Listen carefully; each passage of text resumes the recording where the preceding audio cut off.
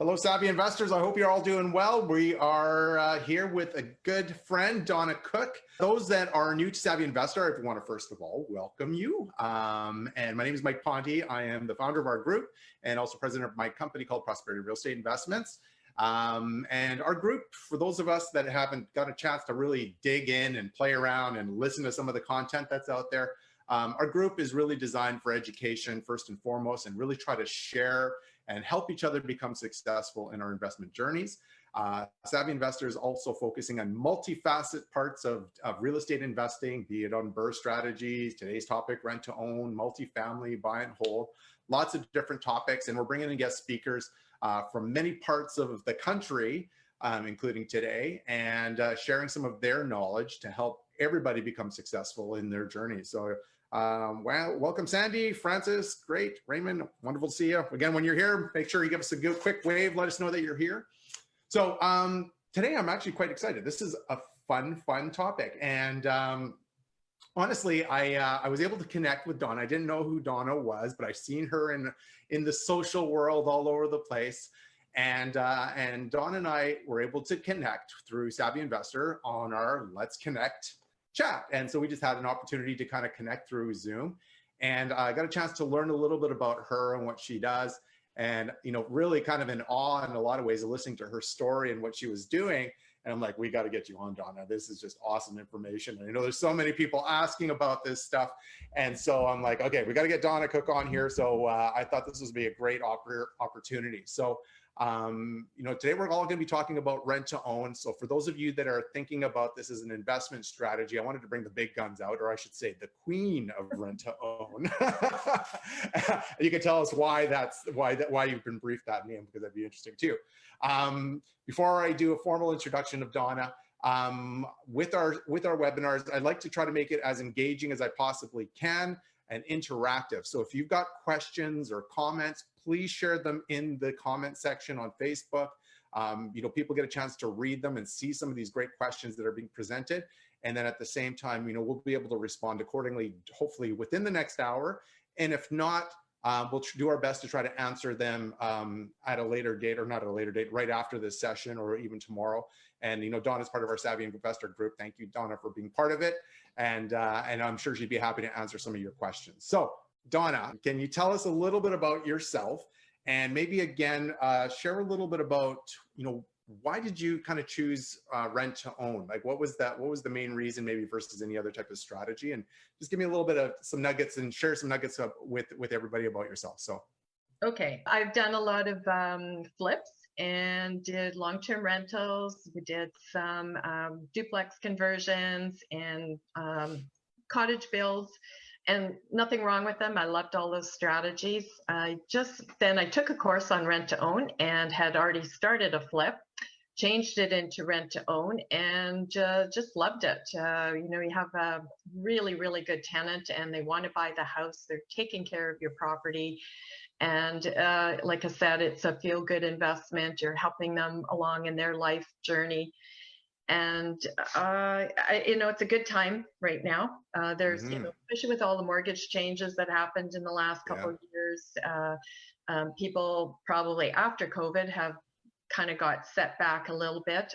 Luckily, all my rent-owned tenants were good, and I got rent through the whole time, the rents and their payments. Yeah, like, and they pay early even. They're crazy. They're good people. Oh, that's amazing. And so it's my strategy of choice right now. Yeah. Oh, that's great. So like, I'm intrigued. Like, you know, you referenced pay early, and I guess maybe that part of that is, you know, there's probably a little bit of pride and joy because considering this as their home now, and they're just, you know, there's that confidence, and we'll talk about structure and everything in a second. But I would imagine that's a really big component of why they're looking at that and listening to that, and they're just like, hey, I'm going to pay early because this is my house. It's like a mortgage in a lot of ways, right? So. Yeah, and we call them homeowners in training. And some people, awesome.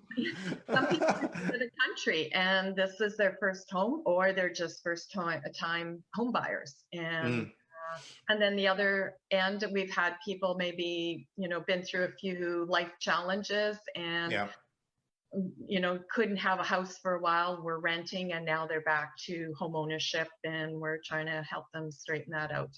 Yeah, yeah. So let me ask you before we start to talk in depth in the strategy and everything. What was the one piece that made you really look into this type of investment strategy versus any other one? I guess what was the key driver for you that caught interest? Because I think for a lot of people that are on Savvy Investor, lots of confusion out there in regards to what type of strategy they want to go with, right? And so they'll just dabble a little bit here, they dabble a little bit there. What was the real look for rent to own for you? Because I know even for myself, I don't do rent to own. But where I see it as an opportunity, as a great exit strategy for a possible, if you've got those buy and hold properties that you've held for a long time, it's a great exit strategy. So I'm just intrigued to hear a little bit more about that part of it. Is what was the appeal for rent to own versus maybe some of the other ones? Or yeah. Well, I guess because I was doing flips then and I was looking Yeah. for something else instead of just flip. And I don't know, maybe Dave Dubois just a good salesman and Calgary and took the course. Oh, cool. That's great. Cool. Yeah, and it's a great strategy. And so I just kept it up and then have improving on it each time. Yeah, awesome. That's cool. So for those that don't know, rent to own is a very systematic process that you really need to make sure you've got the steps locked down properly. And so, Donna, maybe you can share a little bit about, what's the structure that you have in place, and maybe just some of the steps. So a lot of our savvy investors, this may be the first time they've ever heard of rent to own. They may have the basis of it, but they really don't understand how that is. So maybe you could share a little bit about your structure and how that works. For sure. For myself, I am the managing partner, and there's three parts to it. Is we have the tenant buyer, we have the property, and I work with investors. I usually start with tenant first. I do have some properties. I do sometimes do property first, but mostly I'm doing tenant first. I'm marketing for tenants. I have a website they go to. That's part of the funnel. Probably only about 10% of the people that qualify of the people that have applied. There's about 40 to 60 applications a month, and Wow. and then we go through those. I have an assistant that goes through them, and she takes the first call for the ones that are, we think could be qualified, and she gets their story, and that's huge. That's huge to find out what their story is and why they're here or what's going on in their life, and are they motivated to change where they are and qualify for that mortgage in 3 years. And we usually do 3 to 4 year terms. And we're not going to take anybody on unless we have that feeling or of course, all the information that they are going to qualify. And then the next step is sending them to the credit advisor.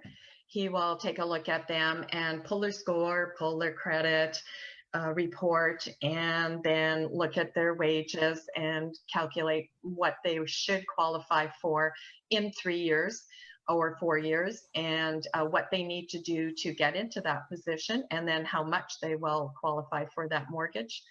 And then after that, we have a conversation with them, and I have to get that gut feeling that they are going to change, and we start going through what they can afford for a house and what their family needs. And that's the good part of it.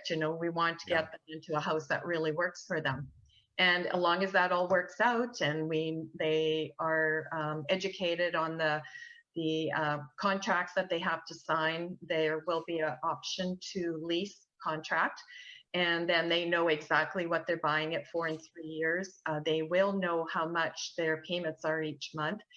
We also have a lease contract, just a regular rental lease, because legally they still are tenants. And so every month they pay rent, and then they pay a portion that goes towards their down payment if they choose to buy the house. And then also up front, before we put an offer in on a house, they have to have a deposit as well, because then they're serious about this. They're working towards home ownership. And maybe they just didn't have enough for a down payment yet, and then now they at least can be in their house. And then after that's the fun part, we get to take them out and look for houses. And Awesome. I have a really great realtor, and she takes them around and looks for a good solid home. We want something that doesn't need repairs. It's going to be in a thriving community. If it's not in Winnipeg, it has to be one of the surrounding areas that's thriving. And, I need an average house too, just in case this doesn't work. We want an average house. And it's, ideally we like a 3-bedroom, 2-bath, full basement and garage. And it's like almost everybody likes that. And once they found that house, then we put an offer in with my investor. And at that point too, I've got a relationship with my investor. We talk about our goals. Are we in line? And is this going to meet their needs? And let's say a 3 or 4 year term. Are they open to, let's say, extending this just in case it's not working out for the tenant? And, sometimes stuff happens.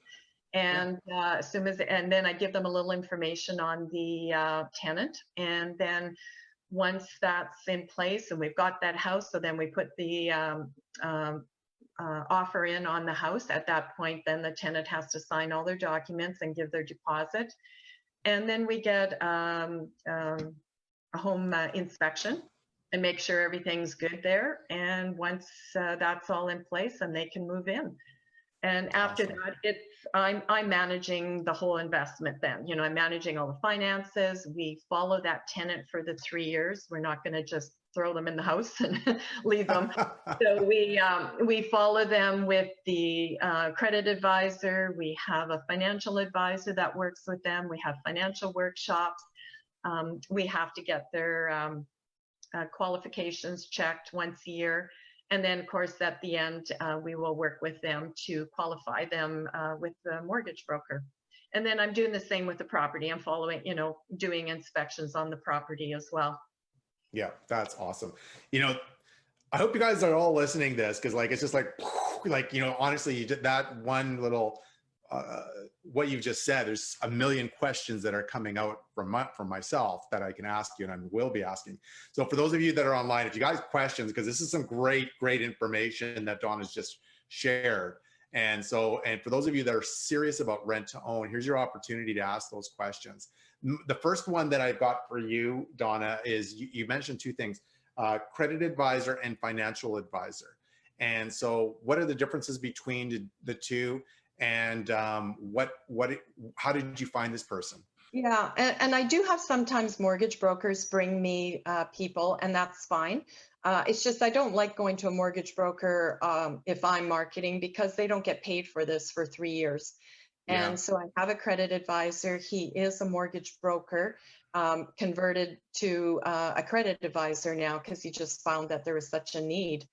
And so he has the qualifications to pull credit and look at their situation and see what they need in the 3 to 4 years. And then he'll set out a strategy for them. And then they have to check in with him as well. They also have to pay for that. It's $126 for a couple. And it just gives another little layer of long as they're, if they think that's too much for their future, then we know we have the wrong person. And sometimes when people put out a little bit of money, they're more serious. And then, he's just going through the whole process with them, and he'll continue to follow them for the 3 years. And the financial advisor is with a different company, and she just helps them with their budgeting. Do they have insurance? Do they have a will? Do they have a little extra money left over that they can help them, start investing in something? Instead of being negative and all just about credit scores and everything, we're trying to, turn it around and be a little bit more positive. I think that's great. You're really helping them to understand finances and budgeting. And at the end of the day, the reward is having their own house. They're paying for their own house, and that's the end objective. And really, you're providing a wonderful service to a prospective tenant. So it's a good feeling, actually, I would imagine, at the end too. Yeah, right? It's been great. Yeah. And we have changed some because they've been on the wrong track with some other poor advice, let's say. And so we were able to change them and get them on a better situation. Awesome. That's great. So let me ask you, and you mentioned this earlier, and I know this is a really important one from the qualification process, or I shouldn't say qualification, but you've got you've done your screening of your prospective tenants, and you're really trying to identify that the right people are interested in this strategy and they have clarity. tell us a little bit about what's maybe the expectation of tenant deposits and down payments. And maybe just in addition to that, you have your rental income, and then there's an accrual that's being added to that in addition. And that is being accrued every single, I would assume, every single month. And tell us a little bit about that part. And I guess, how does that actually work? Is it with the accrual? What are your expectations for down payments? Again, a lot of people new to this. What should people be budgeting for something like this? Well, first of all, they do have to pay rent. That's covering our, of course, our mortgage, insurance, and taxes, and cash flow. So they're going to be paying rent, usually market rent or slightly higher. Then they also have to have at least 2.5% of the purchase price. So our purchase price is appreciated, what it would look like 3 years down the road. And so that's 2.5% at least. We're hoping more for around $10,000. And then we are saving for 7% down. That's 5% down and 2% closing costs. So the difference between what they need for that 7% and the initial deposit, that is divided monthly. If it's 36 months, then they're going to have to pay that. That is a separate payment. It's totally separate from rent. And then, of course, and then we're working with some of them too. They have RRSPs, especially with their businesses. And so what we're getting them to do is plan to pull out some of that RRSP at the time of mortgage financing. It can stay in the RRSP, but as first-time home buyers, they can put a little bit more down. And that just puts them in a better position for mortgage financing and the rate. And then also, we don't know if it's going to change to 10%. CMHC has talked about that. So we're always still trying to plan, because we're doing this now, but who knows what's going to be like in 3 years. And so we try and stay on top of all that and be ready. Yeah, you're absolutely right. And I think for anybody that's on here, that's an invest in real estate, it's the banks, the rules are always changing constantly. And we as investors have to always adapt and adjust and prepare to the best of our abilities. And it's really, really important to always be proactive and stay, keep your finger on the pulse, specifically when it comes to the financing world, because it's always changing, always, right? So, thank you for that. And you mentioned one thing here, and it was interesting, 2% of the purchase price of future value, correct? So maybe highlight, like there's normally an appreciated cost. So like, whatever the price is, whatever the base price is today, you are looking at again, 3 or 4 year term is what you referenced here. And so you're appreciating it whatever the percentage is based on that timeline. And at the end, there's probably a little bit of profit that's being generated as well. So can you tell us a little bit about how that works and what valuations how are you coming up with your appreciated value increase? We're looking at about 3% a year. We're trying to buy a little bit lower. And, of course, looking at the property, the area, and, what it's doing there. Of course, like I said, it has to be a thriving community, but it is averaging about 3% right now. So, they're today's price plus 3% per year. Our income is derived from that appreciation, the cash flow on the rental portion, and then the mortgage pay down.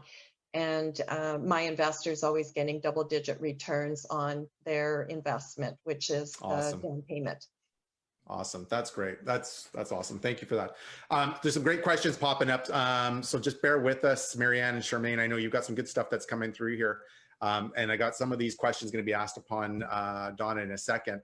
But I guess one I can ask right now is, Charmaine, thanks for this question. As a tenant, they will pay a security and damage deposit when they move in. What happens to that money when they buy the home? So can you maybe share a little bit about that? So that $10,000 or whatever that number is, can you tell us a little bit of how that works and with that deposit? Well, there is no security and damage deposit like a regular rental. We just take that upfront deposit. We hold that, and then we collect their monthly payments, the balance that's going towards their deposit. And then at the time of purchase, they purchase it for the 7 or 5% less. That just goes towards their down payment at that time. Okay, that makes a lot of sense. Cool. Okay, hopefully that answers your question, Charmaine. We're going to get to Marianne's question in a second, but Charmaine's question here is, you mentioned being in a thriving area. With COVID and people moving to smaller communities, for a better lifestyle, do you consider smaller towns now? I do some. I won't do the country. I've lived in the country. I know the high expenses of wells and septics and that. So I will do Yeah. towns that are bigger, that have industry in them. There's some small cities around Winnipeg, and Yeah. that's where we are. I have one in a small community just off of one of those cities, and it's been great because there's all kinds of houses going up there, and they're 5 minutes from amenities, and the town has amenities as well. A lot of bedroom communities are very high priced around Winnipeg, Yeah, and I bet. they're really sought after. So they are moving up in value. Yeah. So with what you guys have got planned, you've done a great job. It sounds like, by getting a credit advisor, a financial advisor, you have individuals working with your tenants kind of on an annual basis, just reviewing their overall portfolio with the end objective at the very end. Your terms between 3 to 4 years, number one, how are you selecting those terms, and what is it, just based on qualification? Like how are they able to accomplish that? And then I guess at the same time, you'll probably be working with your investor partner as well, your money partner, to see if that's going to be a perfect timeline for them as well. Am I correct in saying that? Yeah, like we'll know that up front of how many years the investor wants to do it for. And Yeah. then depending on which tenant I match them with, the tenant will look at where they're at. And sometimes people have maybe a consumer proposal, and then they need to be 2 years out from that. So that might be why we have one, that's why we're doing 4 years. And another one had a bankruptcy. It was a business situation. So again, we look at why it happened. They actually happen to be my best tenants, and they're the most eager to change things. And so they are 4 years. And then 4 years spreads out the down payment as well. It's not as, that extra payment, because they are paying rent and they have to pay that extra. But amount. they'd be doing it anyway if they were still renting a home that they didn't Yeah. like. And so this way it's a forced savings, and we're helping them through the qualification. That's cool. Let me ask you, I'm thinking that you actually bring your tenant, your tenant buyers, I guess, they're out there picking their own, kind of almost selecting their own type of property, as long as you're signing off on that. Do you ever have issues where you're like, no, telling them no, that not necessarily this property? And how does that work? I've done it a lot because, especially one family, they went from from an apartment in a nice area, and they wanted it, but I just said, you can't afford this. And so we had to show them other properties, and they finally got into one. And then they wanted other properties that I kept saying no. And then finally she said to me, why do you keep saying no? So, okay, we're going to take you. Me and my realtor took them to a couple of the properties they wanted, and we showed them why. We don't want them to get into a property that's going to give them problems down the road and have foundation issues and things like that. So we are looking out for them, and they happen to be a family new to the country and first-time home buyers, and it's understandable. They don't know these things, and also they don't understand, let's say, winters here, in Winnipeg at least, what happens here. So you have to plan for those kind of things and have the right kind of property. Yeah, that makes sense. So you mentioned earlier, you also work with joint venture partners or capital partners for your transaction. So you're doing a great job in regards to finding these tenant buyers for the projects. And then at that point in time, I would assume you're out there looking for properties and have a lineup of individuals that are wanting to work with you on a rent-to-own strategy. How involved, or how soon do you involve your prospective joint venture partner in the process? I guess maybe you tell me if it's at the time of acquisition of a property, you're slowly closer to that. Well, I've already, like I said, got a relationship with them. We have a discussion as to, what they're looking for, what what kind of returns they like to see, what kind of property they're interested in, and what's their comfort zone. I have a lot of first-time home or first-time investors as well, and it's a nice, safe, investment. There's no 100% guarantee in any real estate, but I feel like this is one of the safer strategies. And then Yeah. once they're pre-qualified, they know, let's say they qualify for 280. So then I will match them with a tenant that I'm looking for that's around that 280 or less mark. Yeah. And I'll give them a little information just so they know what they're comfortable with that tenant. And then once that's all in place, then I say, okay, we're looking and you got to be ready. And because Winnipeg's just like crazy right now, it's hard to get properties. And so when you find something, you have to do it right away. And because they're pre-qualified, they're ready. And at the time of putting in the offer, that's when they're involved. Either I can put it in and change the name, or else they're putting it in right away, right from the beginning. Yeah, that's awesome. That's great. So tell me a little bit of, it sounds like a fantastic strategy. There's lots of pluses, plus, but there's always challenges, just like in any strategy as well. Maybe, again, you may have a really great system, but at the same time, there's other people that are trying this that may have not had a lot of success. Maybe you can share some of the risks involved, and maybe just some things that you may have in your system currently that has helped you mitigate some of those risks. So is there anything that you can share with people about that? For sure. Like taking the training is huge. And I did do that right from the beginning. I got a website. The website explains what rent-own is all about. And so I think that's really helpful to people. And then they kind of know who we are. And the other thing is, I guess, just, being more experienced now. I know I'm much better at this than I was when I started. I lucked out with those first people, and things went well. Had amazing tenants, but I think I just know more now because for the amount of applications we're getting from when I started, there was hardly any, and now, like I said, 40 to 60 a month is a lot for a small city. And now we're working with different strategies. Like I said, some people have consumer proposals, some people have bankruptcies, and we're able to get them past that and correct their credit. The other thing that people could have a problem with is contracts. You have to have really good contracts. This has to be a win-win-win situation for myself, my investor, and my rent-own tenant. And if you don't have the right contracts, then you're putting everybody at risk. And that's where sometimes you do hear something negative about rent to own.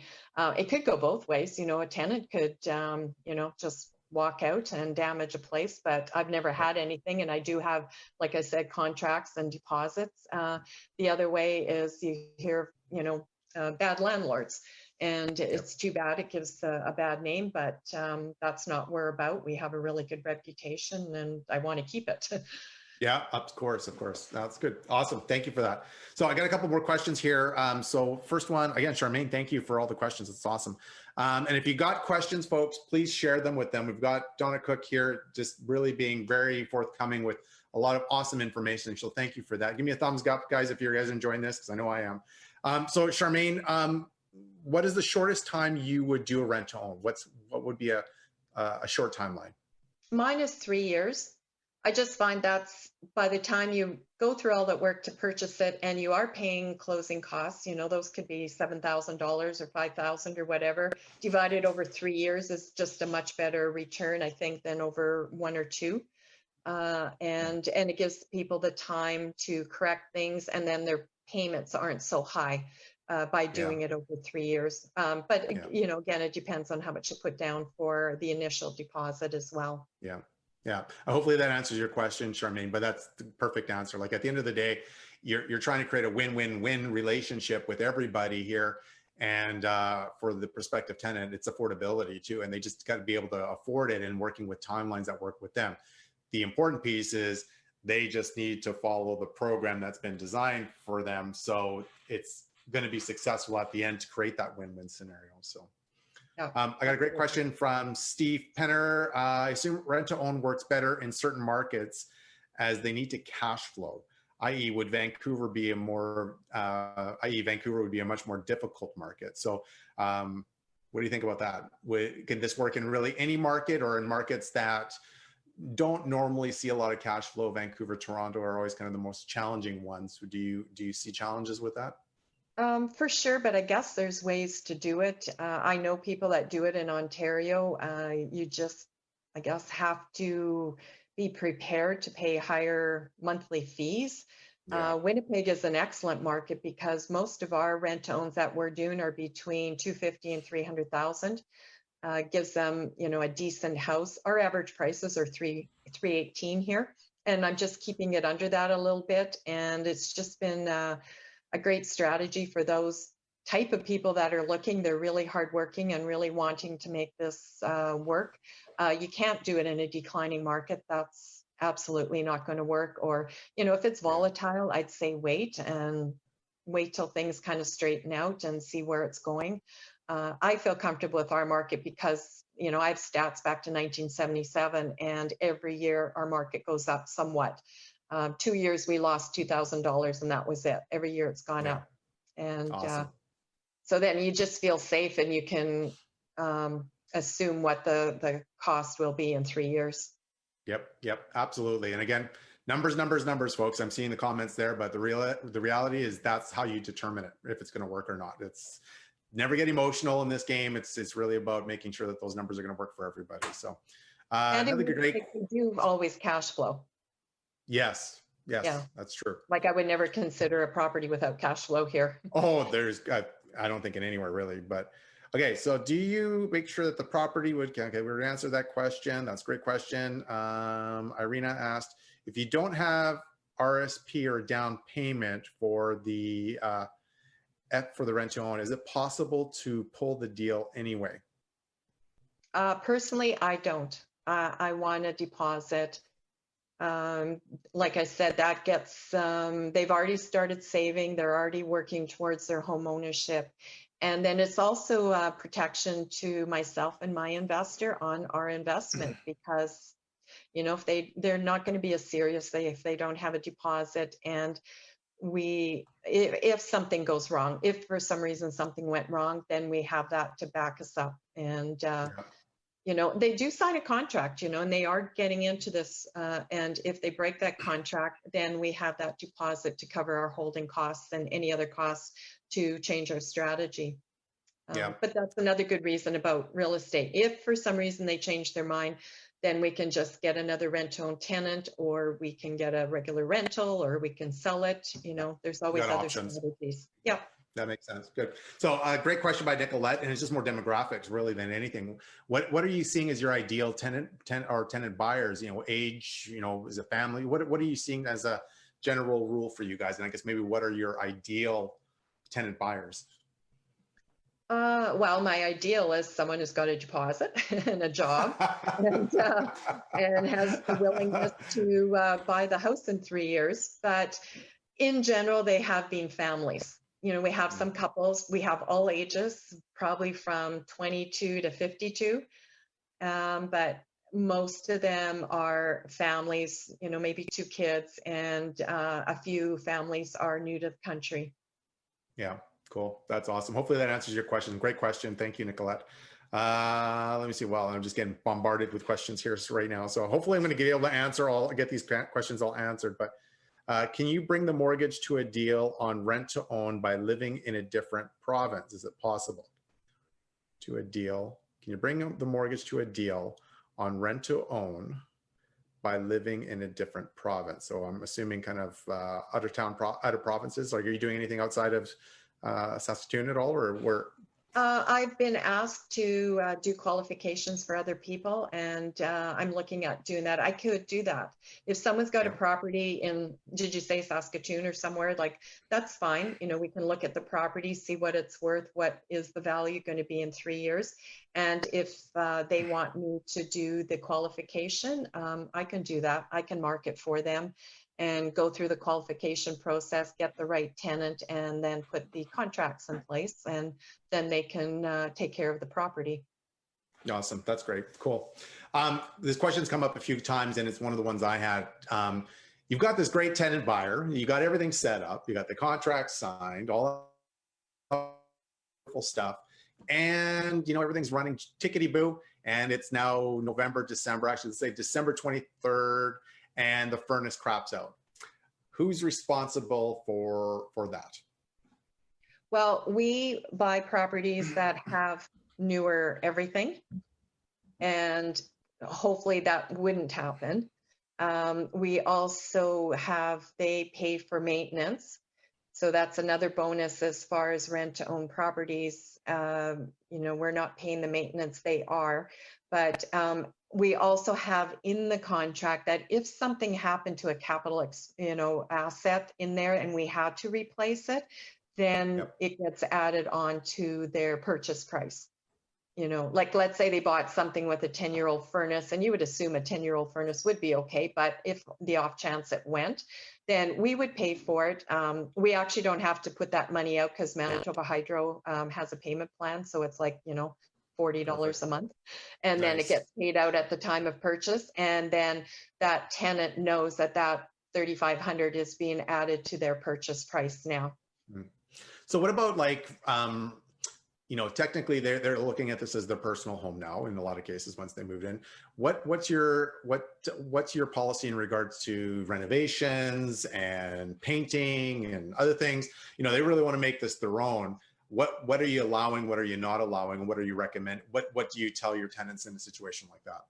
Well, in general, there is no renovations. Let's say there's nothing that needs to be repaired. Everything is good when we buy it, and if they want to paint, that's fine. I don't care, because paint's paint. You can always change it if you had to ever down the road. But, like you said, it's got to be their house, so they can have a dog or a cat. If they want to add improvements, like I have 2 of them that the basement has been wired and studded and insulated and everything and drywalled, but it just needs really some paint and flooring and a ceiling tiles, and they're going to go ahead and do it. So maybe for $4,000 of their output, they're going to add probably about 10,000 value to the house, and that's awesome. Their equity. So that's another bonus for them. But if they did add that and for some reason they left, well, now we've got a finished basement. so another good reason that they're going to stay and finish this contract. That's cool. So let me ask, let's talk maybe some worst case scenarios here. So the tenant is not necessarily able to keep up with their accrual payments. Like, they may be paying rent, but they're not even keeping up with maybe some payments. Their qualifying is starting to look a little bit bleak. What do you do in a situation like that? And what is kind of a worst case scenario there with this particular tenant buyer? Well, we haven't had anybody that fell out like that yet, but hey, it could happen at any time. For sure, we're going to be working with them. We're going to work with them and see, why is this happening? What can we do? Pull their credit, see where they're at. Work with a financial advisor, and let's turn this around. And maybe then we need to extend it another 6 months and make it work out just a little bit later. We're good with that. But if for some reason we can't turn it around, then they would have to leave. And, they get a portion of their deposit back, that initial deposit, but they have to cover our costs for changing out the rent-to-own tenant. Maybe it's vacant for a month, then we have to pay, we have our holding costs, of acquisition for a new rent-to-own tenant. And after all those things are paid for, then we'll give them a portion back of their deposit. Yeah.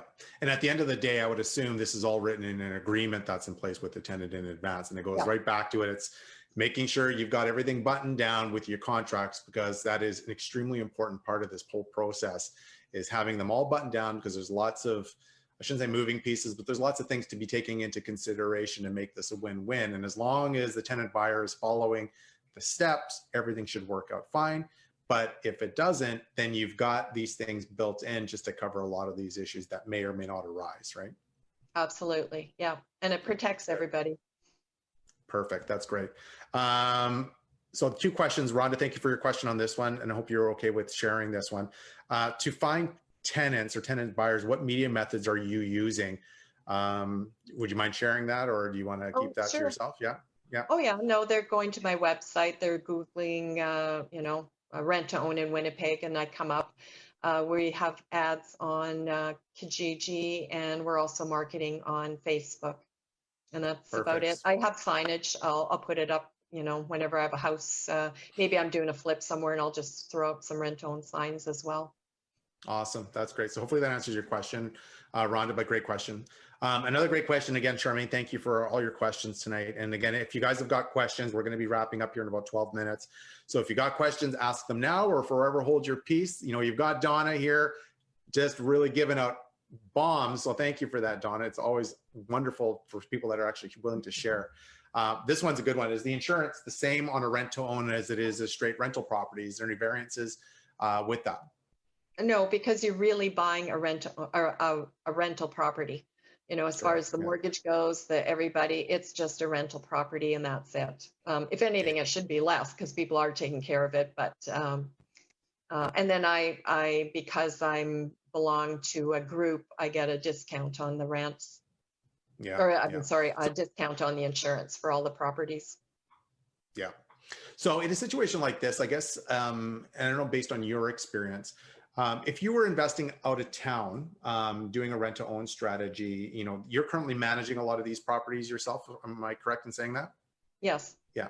So hiring a property manager, it's going to be probably really important that, you know, at the end of the day, they are just really managing another tenant. There's really no major difference, but the only big difference is the accrual, the extra accrual fees that need to be taken into account.